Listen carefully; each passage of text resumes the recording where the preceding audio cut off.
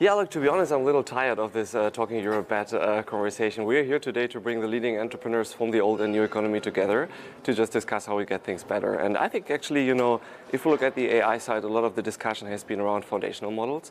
But right now in 25, it really starts to hit the application layer. And if you look at the European industrial economy, it's the biggest industrial economy continent globally. So I think it's the biggest enablement we can globally have for the application layer of AI, because everything that can be digitized across the supply chains will be digitized. And this is starting now. So I think in Europe, we actually have a huge opportunity to focus on the application layer. That's also where we think most of the profit will be made in the future. So if you compare it with iPhone and Google, Android, 95% of the revenues are done by apps like Uber and the others. And if you compare that with the application layer and the iPhone as the platform at the foundational models, I think we're just hitting that era that we can shape in Europe. So that's fascinating, because we've seen a lot of these model companies like OpenAI, Mistral and others raising astronomical sums of money at extremely high valuations as well. But you're saying actually the real value lies at the application layer. That there is this line of thinking that actually these models become commoditized very, very quickly. Are you of that thought as well? I am. I mean, we don't know. We will hear today from Demis, who is the founder of Google DeepMind and the founder of Anthropic and other people who are shaping the forefront of the foundational model layer. But I think DeepSeek was a great example why it can commoditize so fast. And we think there will be a few companies shaping the foundational model layer in the future.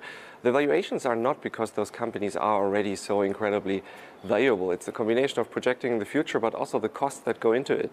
So if you imagine you're doing a seed round as a foundational model company, you easily need 100 million to put into NVIDIA chips. So that means you just need to be on a higher valuation to just be able to work. And I think this is something very difficult, of course, for European investors to shoulder. And that's why I think it's smart that we focus on the application layer here in Europe. So there's a couple, I guess, trains of thought here as well. You look at closed companies like OpenAI who are trying to create the application layer as well as the model layer. And then there's the open source debate. Is there a potential divergence here between those companies like DeepMind, like OpenAI, who are pursuing the application on top of their own models versus these open source?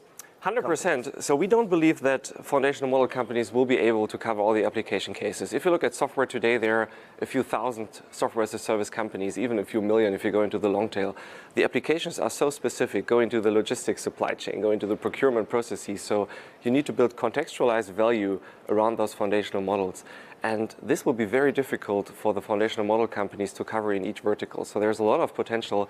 Imagine, again, to come back to our Apple iPhone example, Apple would build every app like Uber, WhatsApp, and any application that you have on your smartphone today. That's just not the case. So we think Apple is like the foundational model layer that is built by the OpenAIs, Mistrals of this world, and then there will be a lot of application cases on top. However, I think open source is a really great discussion, because that's a huge potential, of course, for the foundational model companies to make their code more openly available, to really source application layer potential, basically making it an open platform and not a closed one. That will be very difficult if you're closed source to build all those applications. And on the application layer as it stands, what is exciting you most? Where are you seeing some opportunities at the moment? Are there specific sectors, specific applications? Yeah. Look, if you look at Europe, the productivity gap to the US has become so large over the last 20 years. And application layer AI is at the heart of addressing that opportunity. So what is this productivity gap? Just look at our industrial companies. It's anything from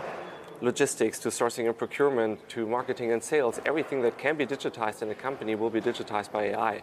And that's why we see massive profit pools actually to emerge from this opportunity. So we think the opportunity of AI is 10 times larger than the opportunity we've seen in software and cloud, which was just so much more focused on certain applications.